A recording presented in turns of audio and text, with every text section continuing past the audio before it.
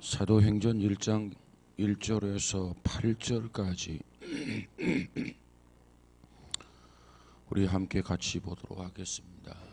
1장 1절 시작.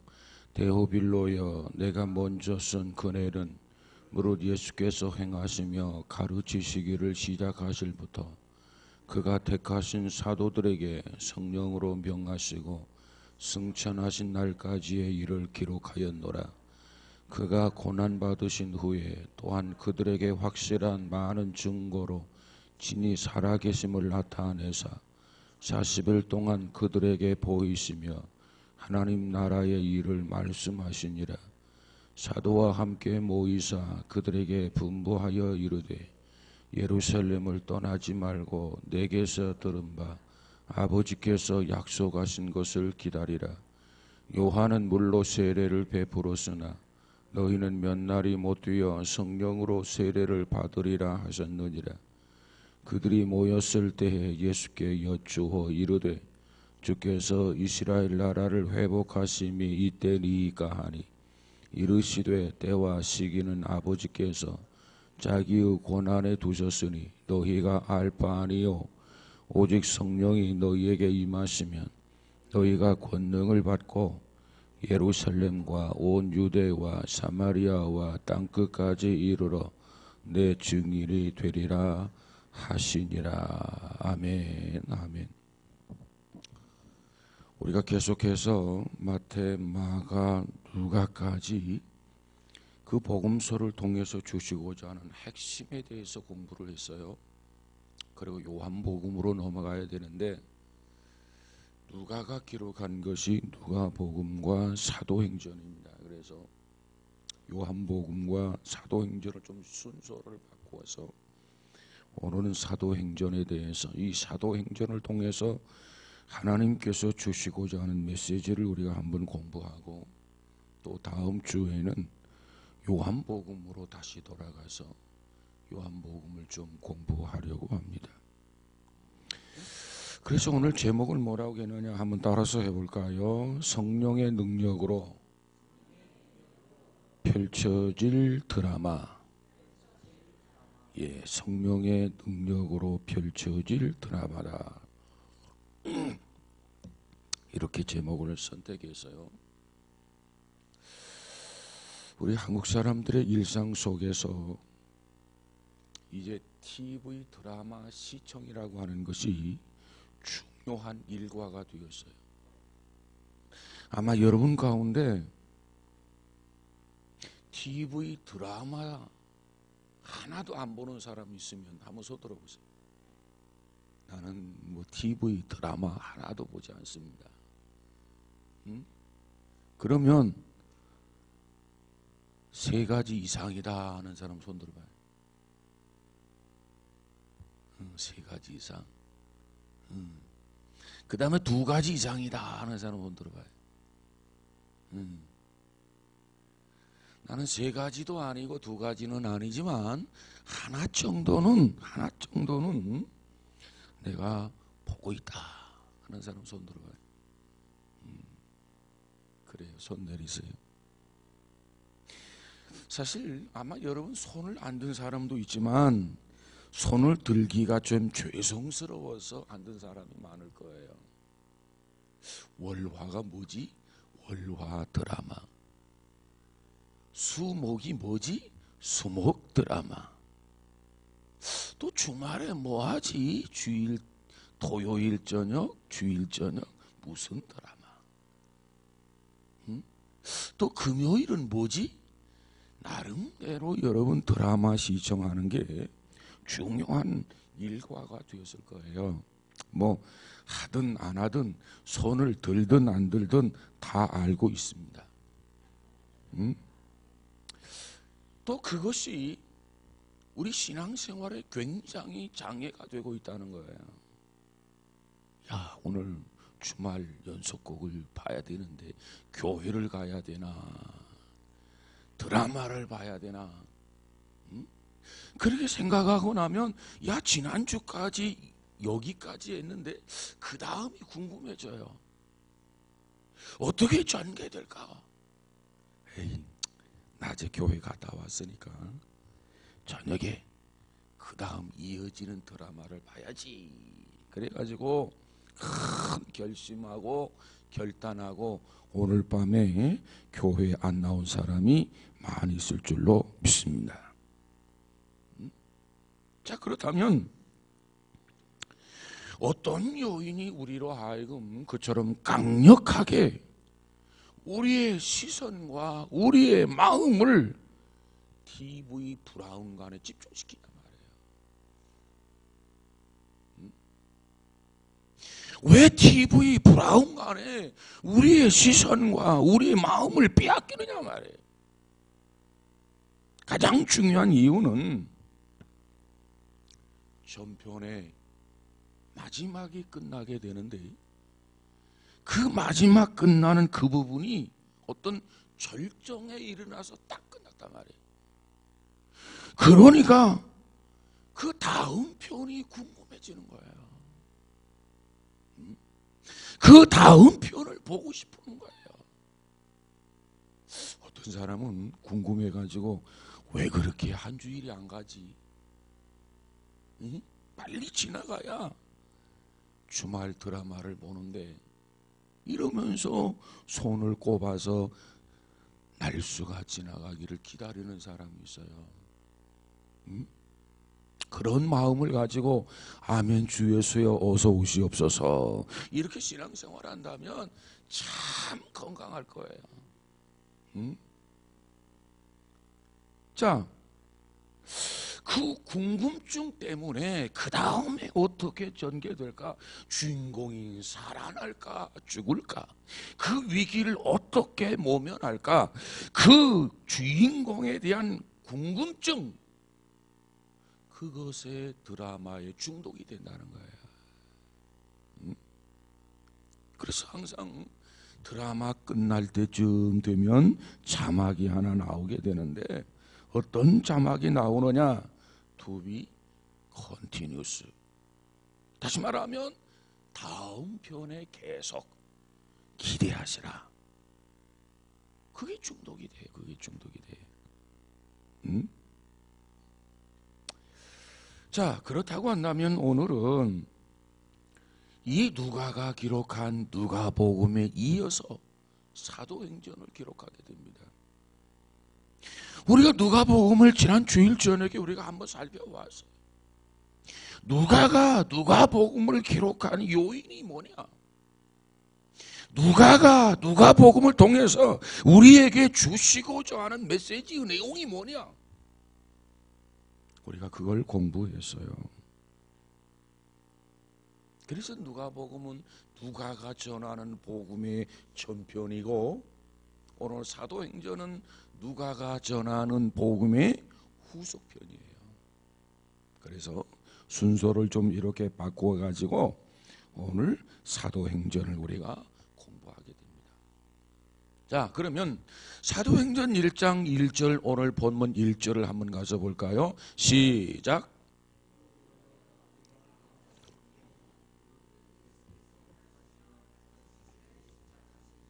아멘.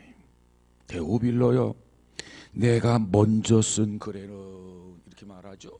먼저 쓴 글이 무슨 글일까? 누가복음, 복음의 전편이란 말이에요.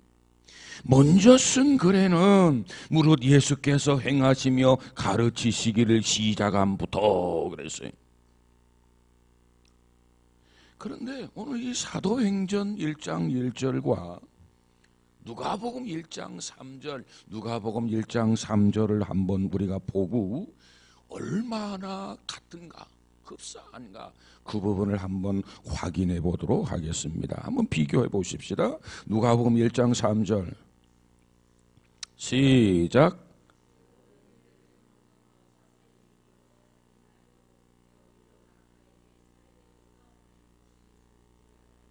예, 그래요. 누가는 의사였어요. 누가는 전도자였어요. 누가는 역사가였어요. 누가는 예수님의 제자였어요. 그 누가가 누구에게 이 서신을 썼냐면 데오빌로에게 썼단 말이에요. 그런데 누가복음을 썼는데 이 누가복음에서 다 쓰지 못했던 부분들, 언급하지 못했던 부분들, 그러한 부분들을 다시 기록을 하게 되는데 그 내용이 어떤 것이냐? 사도행전이라는 거죠.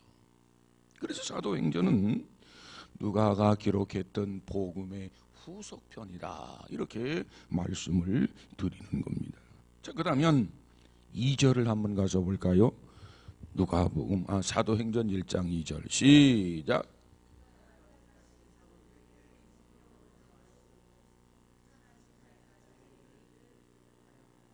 자, 여기 보니까 그가 택하신 사도들에게 성령으로 명하시고 승천하신 날까지의 일을 기록하였노라.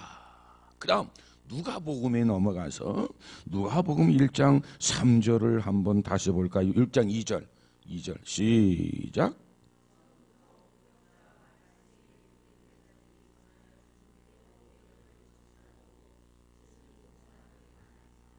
네. 자, 여기 보니까 예수 그리스도가 죽으셨고 예수 그리스도가 승천하셨고 그랬는데 그 다음이 궁금해요. 이 누가복음이 기록한 것은 예수님께서 이 땅에 오셨고 예수님께서 십자가에 죽으셨고 이걸 기록을 했는데 예수께서 부활하시고 죽으시고 부활하신 후에 어떻게 되었을까? 이게 궁금하단 말이에요. 그래서 예수님께서 죽으시고 부활하시고 승천하신 다음에 어떤 역사가 나타나는가, 그거에 대해서 궁금했단 말이에요. 그래서 전편 누가복음이 예수님 탄생으로부터 승천까지의 기록이었다고 한다면 이제 누가복음의 후속편 사도행전은 예수님께서 승천하신 후 그리고 그 다음에 이루어지는 역사, 이것이 사도행전의 내용이다 하는 겁니다. 자, 이와 같이 전편이나 후속편을 통해서 지금 누가가 전하고 있는 메시지는 뭐냐? 예수 그리스도가 이 땅에 오셔서 죽으시고 부활하시고 승천하시고 성령이 다시 오시고 성령이 역사하시는데 이 과정 속에서 하나님이 강조하고 있는 것은 하나님 나라를 이 땅에 실현한다는 겁니다. 자, 3절을 한번 다시 볼까요? 3절 사도행전 1장 3절입니다. 시작.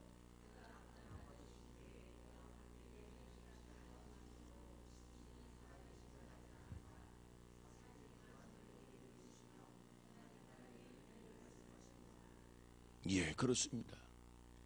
예수님께서 십자가에 죽으시고 부활하시고 승천하시기까지 부활하시고 40여일 동안 제자들에게 나타나시면서 믿음의 확신을 심어주고 그리고 승천할 때까지를 누가복음에서 기록하고 있단 말이에요. 전편에서 하나님 나라에 대해서 가르치고 설교한 것이 누가복음의 메시지입니다. 여러분, 예수님께서 이 땅에 3년 반 동안 계셨는데 예수님이 이 땅에 계시면서 그 공생의 기간 동안에 전했던 메시지가 여러분 뭔지 아세요? 마가복음 1장 14절 15절에 가서 보니까 요한이 잡힌 후 예수께서 갈릴리에 하나님의 복음을 전파하여 이르시되, 요한이 잡힌 후, 여기서 요한은 누구죠? 세례 요한. 세례 요한이 잡힌 후에 예수께서 갈릴리에 하나님의 복음을 전파하여 이르시되, 때가 찼고 하나님 나라가 가까웠으니 뭐하고 무엇을 믿어라? 회개하고 복음을 믿어라 하시더라. 예수님이 전하는 메시지는, 예수님이 전하는 복음은 하나님 나라가 가까웠다. 이것이 사복음서, 이 복음서를 통해서 주시는 예수님의 메시지란 말이에요. 이때 예수님이 전하는 복음의 핵심이 뭐냐? 핵심이 하나님 나라입니다. 하나님 나라. 하나님 나라가 가까웠다. 회개하고 복음을 믿어라. 복음의 핵심이 하나님의 나라였어요. 자, 그러면 이 하나님 나라라고 하는 게 뭐냐? 마태복음 13장에 가서 보니까 이 마태복음 13장을 뭐라고 하느니 하나님 나라에 대한 비유장이다 이렇게 이야기합니다. 여러분, 하나님 나라의 본질이 뭡니까? 뭐가 본질이에요? 자, 하나님이 우리 안에 계시면 내 마음에 천국이 이루어졌다. 하나님 나라가 이루어졌다. 하나님이 우리 가정에 있으면 우리 가정에 하나님 나라가 이루어진다. 가정에 천국이 이루어진다. 응? 하나님이 우리 교회에 함께하면 하나님 나라가 이곳에 임하게 된다. 하나님이 나의 직장 가운데, 동료들 가운데, 이 공생의 가운데, 이 공동체 가운데 계시면은 직장에 하나님 나라가 이루어진다. 이렇게 우리가 하나님 나라에 대해 설명을 하게 되는데, 그 하나님 나라의 본질이 뭐예요? 응?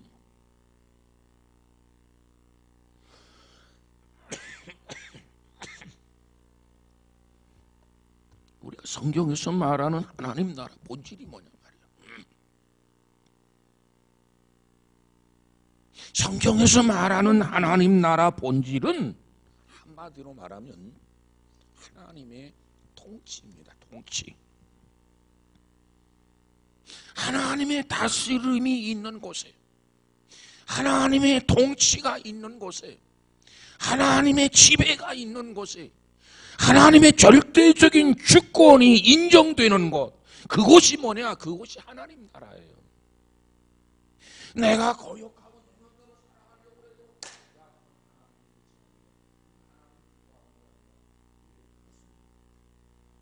이렇게 하나님의 통치가 내 안에서 이루어져야 내 마음속에 하나님 나라가 이루어지는 거예요. 우리 가족이 주일 어디 좀 가고 싶어요. 그런데 그런 계획을 세우고 났는데 아무리 생각해도 하나님이 기뻐할 것 같지가 않아.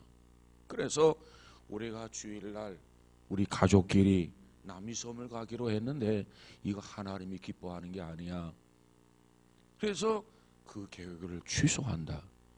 하나님의 주권, 하나님의 통치, 하나님의 지배가 영향력을 끼친다면 그 가정이 하나님 나라예요. 하나님이 원하지 않는데, 하나님이 기뻐하지 않는데 고집을 세우면서 계속 거역하고 계속 불순종한다면 그곳에는 하나님 나라가 아니야. 우리가 하나님 나라 하는데 이 하나님 나라 본질이 뭔가를 알아야 돼. 하나님의 통치가 실현되는 곳이 하나님의 나라란 말이에요. 그러니까 우리가 하나님 앞에 순종해야 돼요. 그러니까 하나님의 말씀을 쫓아서 살아야 돼요. 마태복음 6장 10절에 가서 보면은 예수님께서 주기도문을 통해서 우리가 드릴 가장 중요한 기도를 언급해 주고 있는데, 나라가 임하옵시며 뜻이 하늘에서 이루어진 것 같이 어디에서도 땅에서도 이루어지이다. 하나님의 나라는 하나님의 절대적인 권력, 통치, 지배, 다스림이 영향을 끼친단 말이에요. 그게 하나님 나라야. 그런데 그 하나님의 절대적인 권위가, 그 하나님의 통치가, 그 하나님의 지배가 하늘에서만이 아니라 내가 살고 있는 이 땅 위에서도, 내 마음 속에서도, 내 교회 속에서도, 내 가정 속에서도, 내 직장 속에서도 동일하게 그 권위가 인정이 되고 통치와 지배력이 영향을 끼치는 그런 하나님 나라가 이루어지게 하옵소서. 이것이 바로 기도의 내용이 아닙니까?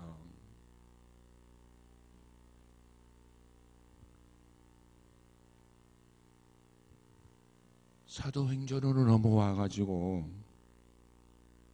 예수님의 복음이 전파됩니다. 많은 사람들이 예수 그리스도를 주로 영접을 해요.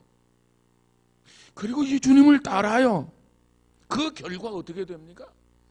하나님의 통치의 영역이 확장되어 가는 것을 우리는 사도행전을 통해서 보게 됩니다. 그래서 이 복음을 이렇게 두 가지로 나눌 수가 있어요. 하나는 복음의 소극적 영역과 그 다음 두 번째로는 복음의 적극적인 영역을 이렇게 나눌 수 있어요. 복음의 소극적인 영역은 뭐냐? 내가 예수를 믿고 내 자신이 죄사함을 받는 거예요. 이게 소극적 영역입니다. 누가복음은 누구든지 예수 그리스도를 믿고 죄사함을 받으라, 이 누가가 전한 전편의 메시지는 그걸로 끝나요. 그런데 사도행전은 이 누가가 전하는 이 복음의 핵심 후속편은 뭘 강조하고 있느냐? 예수 그리스도를 믿고 죄사함을 받았고 구원을 받았다면 이제 하나님의 절대적인 지배를 받아야 된다, 통치를 받아야 된다, 하나님의 말씀 앞에 우리가 자신을 쳐서 복종시키고 순종해야 된다. 이것이 복음의 적극적 영역에서의 삶입니다.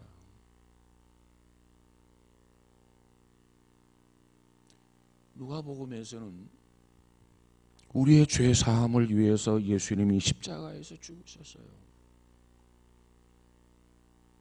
그리고 사도행전의 내용이 뭐냐? 우리의 새로운 삶을 위해서 예수께서 부활하셨다는 겁니다. 그러면 예수님께서 왜 우리를 위해서 죽으셨는가? 그리고 예수께서는 왜 우리를 위해서 부활하셨는가? 그 사실을 깨달았다면 사도행전적인 역사가 우리 시대에 있어야 돼요. 그것을 가르쳐 주는 게 뭐냐? 사도행전의 내용입니다. 전에 어느 목사님이 소련, 러시아 구 이름이 소련이었죠. 소련이 개방되던 시절에 어느 목사님이 소련 교회를 방문했다고 합니다. 그리고 설교를 했대요. 그래서 이 소련이 개방이 되는 그 시기에 설교를 하게 되는데 무엇보다도 이 소련 땅에 복음이 필요하겠다. 그래서 예수 그리스도가 왜 오셨는가? 우리의 모든 죄사함을 위해서 예수님이 오셨다. 우리의 죄사함을 위해서 예수님께서 하신 일이 무엇인가? 십자가에 죽으셨다. 그리고 사흘 만에 부활하셨다. 그리고 40일 동안 많은 사람들에게 나타나서 부활의 확증을 보여주면서 복음을 전하다가 하늘에 승천하셨다. 그래서 우리의 구원이 이루어졌다. 이게 설교를 했대요. 1시간 동안 설교를 했어요. 그리고 사회자가 찬양 한 곡을 또 몇 곡을 불렀다는 겁니다. 그런데 그 다음 또 두 번째 설교를 하라고 그래요. 그래서 이 목사님, 아니 조금 전에 내가 1시간에 걸쳐서 설교하지 않았느냐? 그랬더니 예수님께서 우리를 위해서 오셨고 죽으셨고 피 흘려주셨고 그리고 사흘 만에 부활하셨고 그래서 우리가 죄사함을 받았고 우리가 하나님 앞에 구원을 받았는데 여기까지 설교했는데 그 다음 예수께서 부활하신 그 예수님이 우리를 어떻게 살도록 인도해 주시는지 그걸 설교해 줘야 되지 않겠습니까? 그러면서 또 설교를 하라고 그러더래요. 그리고 나서 보니까는 이 소련 교회에는 보통 주일 아침에 설교를 2번 내지 3번 하는 것이 관례랍니다. 응? 우리는 그냥 설교 그냥 한 30분 아니면 35분 딱 한 번 하면 끝나는데 이 소련 교회는 그게 아니라 아마 전편, 후편이 있는 것 같아. 그래서 2번 내지 심지어는 3번까지 설교한대요. 그래가지고 이 목사님이 즉흥적으로 예수 그리스도의 부활 후의 삶, 그걸 복음을 전했다는 겁니다. 예수님이 부활하셨는데 그 부활 승천하셨는데 그분의 통치가 우리에게 어떤 영향을 미치는가? 부활하시고 승천하신 그 예수님이, 그분의 통치가 우리의 개인의 삶에 어떤 영향을 주고 우리의 가정에 어떤 통치가 이루어지고 우리의 일터에 어떻게 나타나야 되는가, 그걸 후편으로 설교했다고 하는 이야기입니다. 그렇습니다. 하나님 나라가 이 땅에 임해야 돼요. 예수님이 이 땅에 오셔서 십자가에 죽으시고 사흘 만에 부활하시고 승천하셨어요. 그리고 다시 오심하고 하셨어요. 그것이 나에게 무슨 영향이 있느냐 그 말이에요. 그것이 나의 삶에, 우리의 가정에, 우리의 사회에, 우리의 일터에 그 영향이 미쳐야 돼. 통치가 이루어져야 돼. 주님이 원하는 삶을 살아야 된단 말이에요. 그러기에 사도행전이 필요해요. 사도행전적인 역사가 필요해요. 개인적으로 사도행전적인 역사가 필요하고, 가정적으로 사도행전적인 역사가 필요하고, 시대적으로도 사도행전적인 역사가 필요하고. 왜? 그래야 하나님의 뜻이 하늘에서 이루어진 것처럼 이 땅에 이루어지는 역사가 나타나게 되는 줄로 믿습니다. 왕이신 예수님이 이 땅에 오셨어요. 그래서 이 땅에 하나님 나라를 확장시켜야 돼. 하나님 나라가 하늘에서 이루어진 것처럼 이 땅에 이루어야 돼. 이것이 하나님의 뜻이라는 거예요. 이것 때문에 예수님이 오셔서 십자가에 죽으셨다는 거예요. 그런데 우리는 이 부분에 대해서 너무나 소홀히 한다는 겁니다. 그래서 우리에게 하나님 나라의 실현의 모습, 그 역사적 사건, 역사적 메시지를 주는 것이 곧 사도행전의 복음이다. 사도행전을 보세요. 정말 그리스도를 만났고 구주로 영접했고 구원의 확신을 가지고 있는 사람들이 나아가서 어떻게 그리스도의 증인으로 살아가고 있는가, 그걸 우리에게 보여주면서 이처럼 주님을 믿는다면, 이처럼 예수 그리스도를 통해서 구원을 받았다면, 죄사함을 얻었다면 이처럼 세상에서 살아가야 된다, 이처럼 증인이 되어야 된다, 이것을 가르쳐주고 우리에게 강요하고 있는 것이 사도행전이라는 거예요. 여러분, 예수님께서 제자들에게 이 복음을 맡기신 것처럼 오늘 예수님은 이 시대에 우리에게 이 복음을 맡기신 것을 믿으시기를 바랍니다.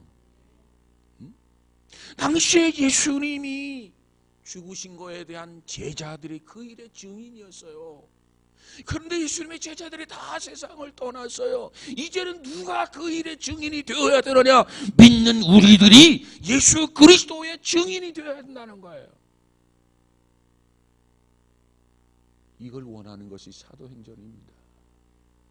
이걸 가르쳐주는 것이 사도행전이에요. 그렇다면 여러분은 그리스도의 증인으로서의 삶을 살아가고 있습니까? 정말 만족스러운 삶을 살고 있습니까? 정말 예수님의 제자들처럼 어디에 있든지 십자가의 증인으로 사도행전적인 제자들처럼 그처럼 역동적으로 신앙적으로 살아가고 있느냐 그 말이에요. 하나님이 그걸 우리에게 요구하는데, 하나님이 그걸 우리에게 기대하는데, 우린 그 기대에, 우린 그 요구에 부응하고 있느냐 그 말이에요. 사랑하는 여러분, 우리 모두가 그리스도의 증인으로 살아가시기를 주의 이름으로 축복합니다. 내가 그리스도의 증인이 되어야 되겠다. 내가 그리스도의 증인이 되는 것이 주님이 그처럼 원하시는 거구나. 바로 그 증인의 사명을 주께서 나에게 맡기셨구나. 이것이 내가 감당할 십자가이고 이것이 내가 감당해야 할 사명이구나. 이 밤에 다시 한번 깨닫는 귀한 시간 되어지기를 주의 이름으로 축복합니다. 오늘 8절을 한번 가서 보십시다. 1장 8절 사도행전 시작.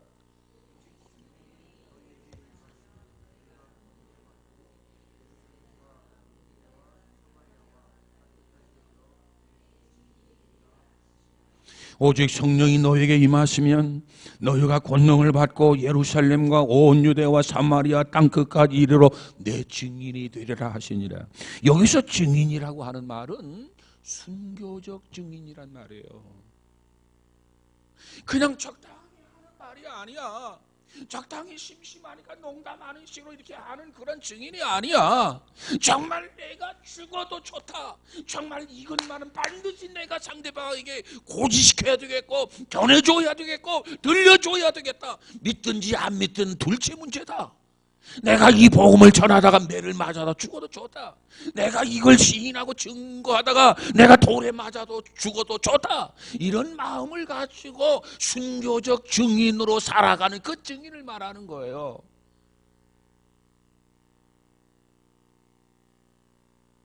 예루살렘과 온 유대와 사마리아와 땅끝까지 이르러 내 증인이 되라. 순교적 증인을 말하는 거예요. 귓뺨을 맞아도, 돌에 맞아도, 매 맞아도, 창에 찔려도, 칼에 목이 잘려져 참수를 당해도 그리스도를 증거할 수 있는 증인이 되라는 겁니다. 예수님의 제자들이 이 증인이 되었기 때문에 복음이 확산되었어요. 믿는 우리 신앙의 선배들이 이와 같은 순교적 증인이 되었기 때문에 복음이 굴러서 오늘 우리에게도 이 복음이 들려졌단 말이에요. 오늘 우리들처럼 그저 묵묵부답이요 벙어리가 되고 증인의 사명이 있는 것조차도 모르고 살아가고 있었다고 한다면 복음은 우리까지 미치지 못했을 겁니다. 그러한 모습을 보여주고 있는 내용이 어디냐? 사도행전이에요. 목사님 그걸 어떻게 합니까? 사도행전을 보란 말이에요. 사도행전 1장 1절부터 20절.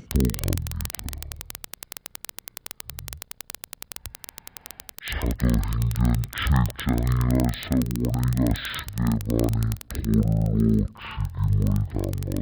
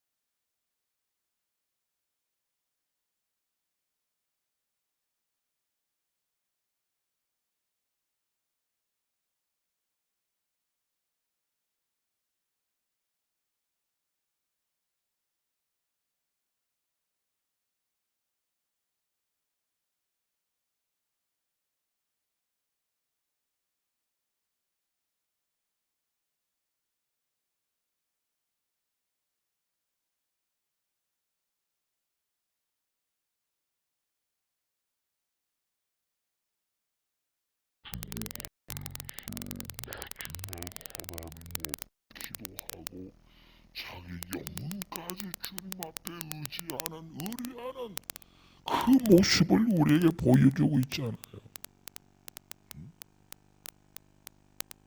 사도행전 12장에 가서 보세요. 예루살렘 교회의 지도자 요한의 형제 야고보가 있어요. 이 야고보가 칼로 목을 베임을 당해서 순교를 당하게 됩니다. 여러분, 오늘 우리 신앙의 선배들이 정말 이 증인의 사명을 감당하기 위해서 이와 같은 고난, 이와 같은 역경, 이와 같은 박해, 이와 같은 죽음까지 감수했기 때문에 이 복음이 우리에게 미치게 됐단 말이에요. 여러분, 이 복음 앞에 여러분 책임감을 느끼지 않습니까? 그렇다면 나도 이 순교적 증인이 돼야 되지 않겠어요? 내가 피 묻은 복음을 받았는데 내가 어떻게 피 묻은 복음을 전하지 않을 수 있느냐 그 말이에요. 그런 결단이 없이는, 그런 각오가 없이는 이 마지막 때 증인이 될 수가 없어요. 여러분, 사도 바울의 경우를 보세요. 사도행전 20장에 가서 보니까 많은 사람들이 바울을 만류해요.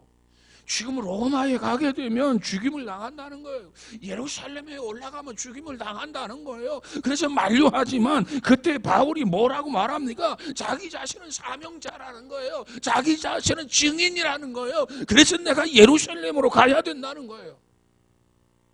사도행전 20장 24절에 가서 보니까 내가 달려갈 길과 주 예수께 받은 사명 곧 하나님 은혜의 복음을 증거하는 일을 마치려 하면은 나의 생명을 조금 더 귀한 것으로 여기지 아니하노라.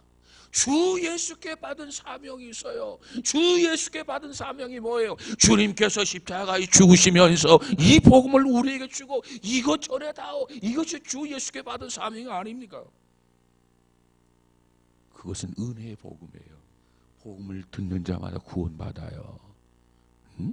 이 은혜의 복음을 전하는 그 일을 마치려 하면 나의 생명을 조금 더 귀한 것으로 여기지 않는다.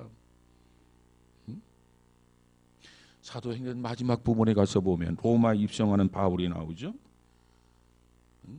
사도행전 28장 31절에 가서 보니까 하나님 나라를 전파하면서 예수 그리스도에 관한 것을 담대하게 거침없이 가르치더라. 바울이 순교하게 됩니다. 여러분, 이와 같이 사도행전은 예수님이 이 땅에 오셔서 죽으셨고 부활하셨고 이것이 누가복음의 전편의 복음이라면 이 사도행전을 통해서 전하는 후속편의 복음은 그 복음을 가지고 우리가 어떻게 살아야 할 것인가, 이 땅에 하나님의 나라를 어떻게 확장시켜야 할 것인가, 그 사명을 감당하기 위해서 피를 흘렸던 순교자들의 이야기입니다. 그 순교자들의 이야기가 평범한 일상을 살아가고 있는 우리와 상관이 없다고요? 그렇지 않습니다. 어떤 사람은 이 순교라고 하는 것은 특별하게 선택된 사람들만 겪는, 누리는 선교적인 특권으로 생각하는 사람이 있어요. 자, 증인이라고 하는 말을 한번 생각해 보십시다. 증인은 누가 증인이 되는 겁니까? 증인, 사건의 목격자가 증인이 되는 거예요. 사건의 목격자. 여러분이 가다가 사고를 떡 내서, 그런데 어떤 사람이 도망을 쳤어. 뺑소니를 쳤어. 내가 그거 보았어. 내가 목격했어. 그럼 내가 신고하고 내가 증인이 되는 거예요. 증인이 뭐예요? 목격했던 그 사건의 목격자가 증인이 되는 거란 말이에요. 그럼 증인이 되면 경찰서 가서 어떻게 진술해야 되느냐? 내가 본 대로, 내가 겪은 대로 거짓 없이 정직하게 말하면 그게 증인이야. 뭘 보태는 게 아니야. 여러분, 정직하기로 결심한다고 한다면 증인이 되는 것은 어려운 일이 아닙니다. 본 그대로, 내가 겪은 그대로, 내가 경험한 그대로, 내가 체험한 그대로 정직하게 말만 하면 그게 증인이란 말이에요. 증인.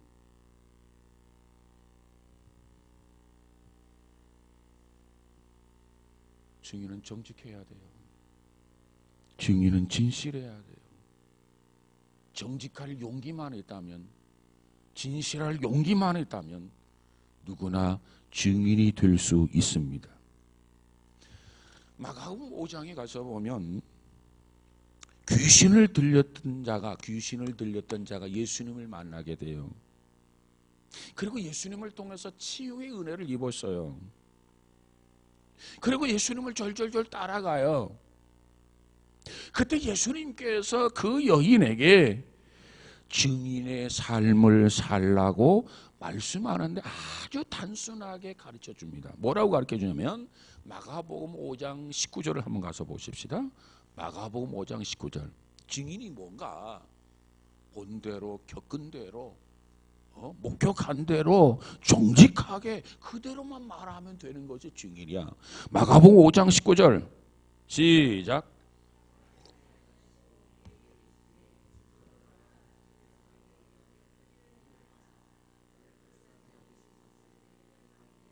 이게 증인이에요. 귀신 들렸던 여인이 예수님 만난 고침을 받아서 너무나 큰 은혜를 받은 거죠. 너무나 고마운 거죠. 너무나 감사한 거죠. 왜 귀신 들려가지고 귀신의 지배 속에서 불쌍하게 살아가는데, 그러다 보니까 예수님을 절절절 따라가니까 예수님께서 나 따라올 것 없이 너 집으로 돌아가가지고 주께서 어떻게 너에게 일을 행했는지, 큰 일을 행했는지, 어떻게 너를 불쌍히 여겼는지 내 가족에게 가서 그대로 구하라는 거예요. 이게 증인이에요.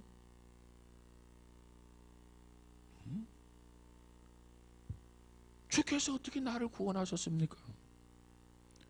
주께서 어떻게 나를 고치셨습니까? 주께서 어떻게 나의 기도를 응답하셨습니까?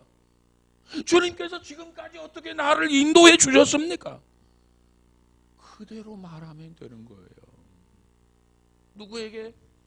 직장의 동료에게, 누구에게? 이웃에게, 누구에게? 친구에게, 누구에게? 지인에게. 이게 바로 증거예요. 이것이 바로 증거. 그렇게 살아가는 사람을 증인이라고 말합니다. 증인. 오늘 여러분이 이와 같이 증인의 삶을 살아간다면, 여러분의 삶이 증거의 삶이 된다고 한다면, 여러분의 삶은 수많은 사람들에게, 수많은 이웃들에게, 수많은 직장 동료들에게 여러분은 희망을 줄 수 있고, 그들에게 생명을 줄 수 있고, 여러분은 그들에게 구원의 길을 제시해 줄 수 있는 거 믿으시기 바랍니다. 이게 증인의 삶이에요. 이걸 가르쳐 주는 거 사도행전이란 말이에요. 이게.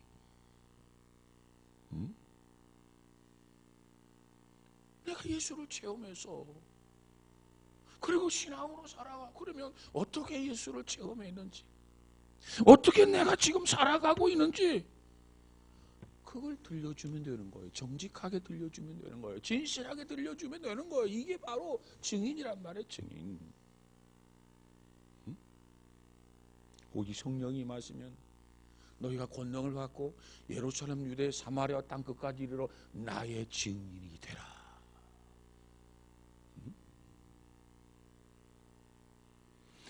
여러분, 이 복음에 대해서 증인이 되는 삶, 증인의 삶을 살아가는 데 있어서 참 감당하기 어려운 고난이 있을 수도 있습니다. 그저 진실하면 된다, 정직하면 된다, 내가 목격하고 경험하고 체험한 거 그대로 전하기만 하면 된다, 그렇음에도 불구하고 증인의 삶이 쉽지가 않아요. 여러분 동의하십니까? 응? 자, 증인이 뭐냐? 목격하는 것을 그대로 진술하면 되는 거야.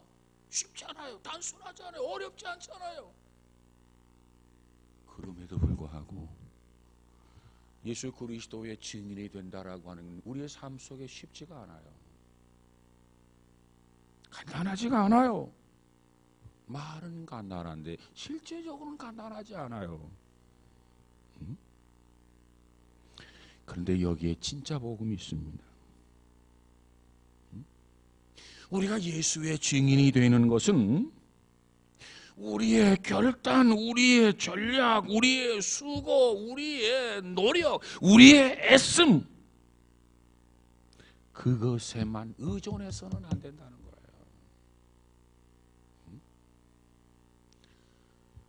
오늘 1장 8절에 가서 보니까, 그러기 때문에 우리가 성령이 임하시면, 이런 전제가 있어요. 성령 없이도 감당할 수 있는 부분이 아니라 말이에요. 세상적인 증인이라고 하는 것은 그저 성령 없이도 사고를 당했어요. 그러면 뒤에 차가 안전거리를 지키지 못해서 그렇습니다. 횡단보도에 보행자가 지나가고 있는데 운전자가 보행자를 발견하지 못하고 일어난 사고입니다. 목격자가 이렇게 준수하면 그걸로 끝나. 그런데 하나님의 일의 증인이 된다고 하는 것, 예수 그리스도의 증인이 된다고 하는 것은 이건 영적인 거예요. 그러니까 단순하지만은 않아요. 증인이 되는 것이 그저 보고 경험하고 체험하고 목격한 대로만 그대로 진술하면 된다. 이게 증인이고 이게 참 쉽고 간단한 것 같은데, 그럼에도 불구하고 증인이 된다고 하는 것이 쉬운 게 아니에요. 그렇기 때문에 성경은 뭐라고 말씀하고 있느냐? 우리에게 성령을 주시겠다고 말씀하셨고, 그러면 너희가 권능을 받게 된다고 말씀하셨고, 권능을 받고 나서 움직여라. 그전에는 움직이지 말아라. 그전에는 여기를 떠나지 말아라. 결단하고 가도 실패한다. 작정하고 가도 결과는 없다. 그래서 오늘 사도행전 1장 8절에서 성령을 기다려야 되고 그 성령을 충만히 받아야만 된다고 하는 것을 강조해 주고 있는 거예요. 자, 오늘 사도행전 1장 4절을 한번 가서 볼까요? 1장 4절 시작.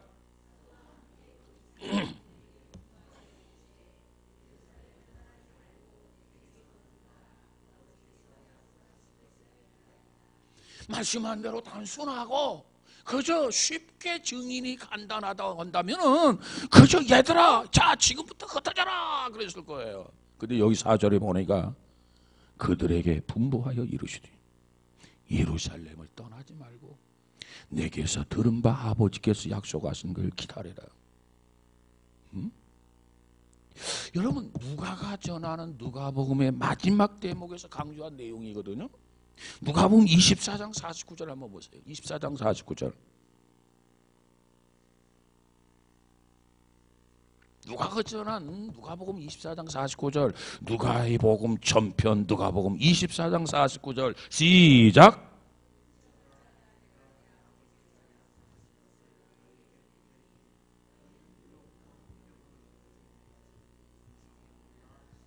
아멘. 볼지어다 내가 내 아버지께서 약속하신 것을 너희에게 보내리니 너희는 위로부터 이 능력이 입히울 때까지는 이 성을 떠나지 말고 머물라 하시니라. 그래서 제자들이 120명이 모여가지고 다락방에 모여서 열심히 기도합니다. 그랬더니 사도행전 2장에 가서 보니까 성령이 그들에게 임했어요. 그리고 나서 그 결과를 보십시다. 사도행전 4장 31절 시작. 4장 31절 시작.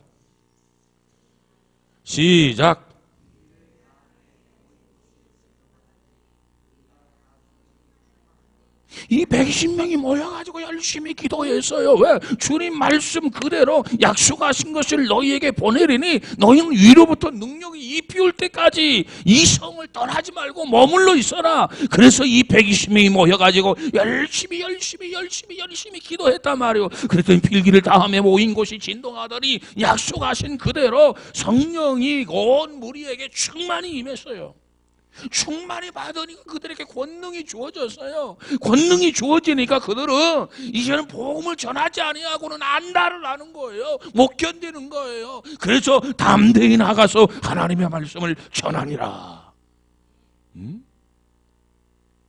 이것이 바로 사도행전의 드라마입니다. 그래서 이 역사가 이제는 예루살렘에서 그 다음 유대로, 그 다음 사마리아로, 그 다음 소아시아로, 그 다음에 유럽으로, 그 다음에 북미로, 그 다음에 아시아로, 그 다음에 조용한 아침의 나라 우리 한국에 이 복음이 이르게 된 것을 믿으시기 바랍니다. 그래서 사도행전을 다른 말로 말하면 성령의 행진이다, 성령의 행전이다 이렇게 얘기해요. 그런데 중요한 게 있어요. 이 성령의 행전은 아직 미완성이라는 겁니다. 지금 진행되고 있다는 거예요.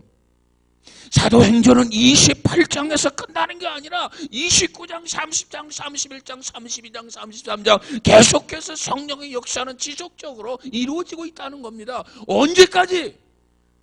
목표가 어디예요? 땅끝까지 이르러 증인이 되라. 땅끝까지 복음이 증거될 때까지. 성령의 역사는 계속될 줄로 믿습니다. 우리들이 해야 할 일이 뭐예요? 성령을 받았어요. 권능을 받았어요. 그러면 아직 이 선교의 미션이 완성되지 못했기 때문에 우리는 계속해서 우리가 해야 할 일이 있단 말이에요. 이게 뭐예요? 땅끝까지 복음을 전하는 거예요. 이 복음을 전하기 위해서 우리는 기도해야 돼요. 빌기를 다하며. 그리고 성령 충만함을 받아야 돼요.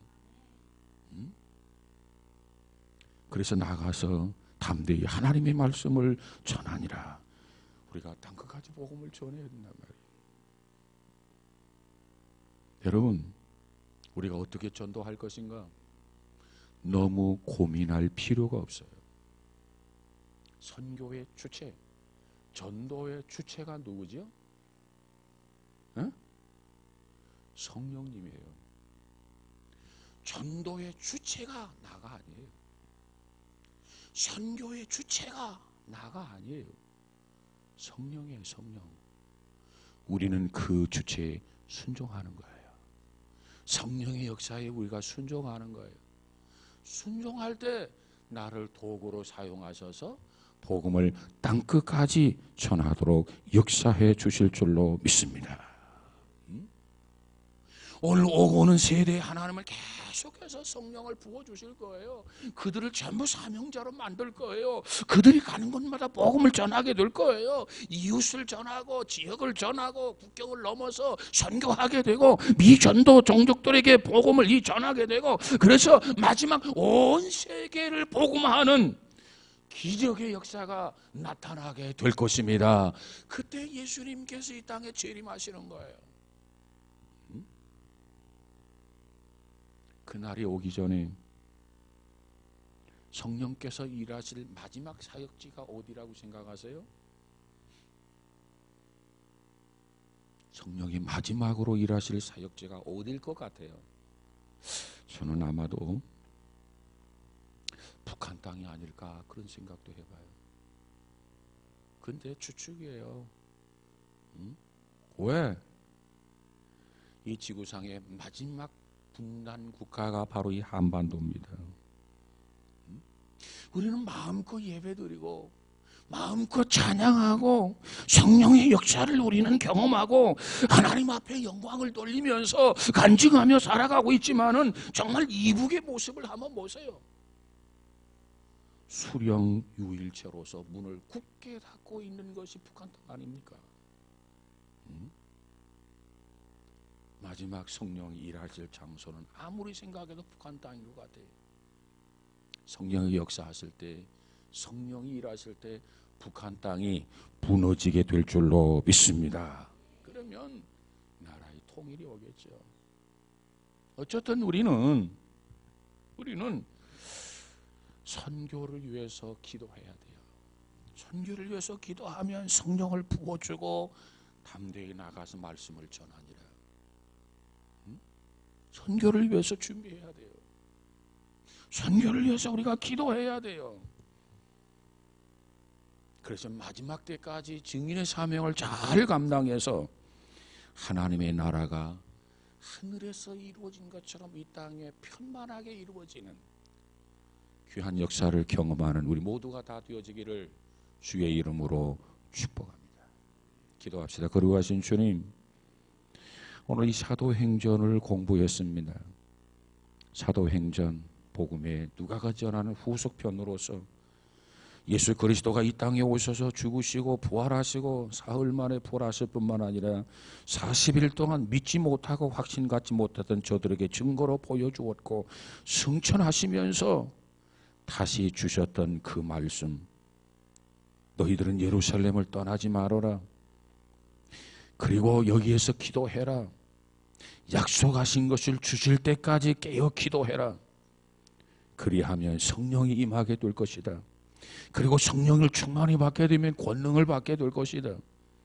지금까지 불가능했던 것들이 이제는 가능한 것으로 변하게 될 것이다. 그러면 예루살렘, 유대, 사마리아 땅끝까지 이르러 문을 박차고 나가서 선교의 증인이 되었다고 주님이 전하는 메시지, 이 메시지를 통해서 우리가 이 땅에 하나님 나라의 백성으로 어떻게 삶을 살아야 할 것인가? 그래서 내가 거하는 가정, 내가 거하는 직장, 내가 출석하는 교회, 우리의 사회, 우리의 나라, 이 세계를 어떻게 하나님 나라로 확장시킬 것인가? 삶을 말해주고 있는 이 사도행전적인 역사가 사도행전을 통해서 우리 삶을 통해서 이루어지는 귀한 역사가 있어지게 하여 주옵소서. 이 선교의 미션은 아직도 완성된 것이 아니라 미완성입니다. 오늘도 성령을 충만하게 주셔서 이 사명을 감당하도록 역사해 주시는 줄로 믿습니다. 우리가 기도하면서 성령 충만함을 받고 우리가 이 증인으로서의 사명을 감당할 수 있는 우리 모두가 되어지게 하옵소서. 주께서 우리 연약함을 아시는 줄로 믿습니다. 성령 충만하게 하셔서 능히 강한 자가 되고 감당할 수 있는 성도들이 되어지게 하옵소서. 저들을 통해서 하나님 나라가 이루어지고 확장되는 축복을 허락하여 주시옵소서. 예수님 이름으로 기도하옵나이다. 아멘.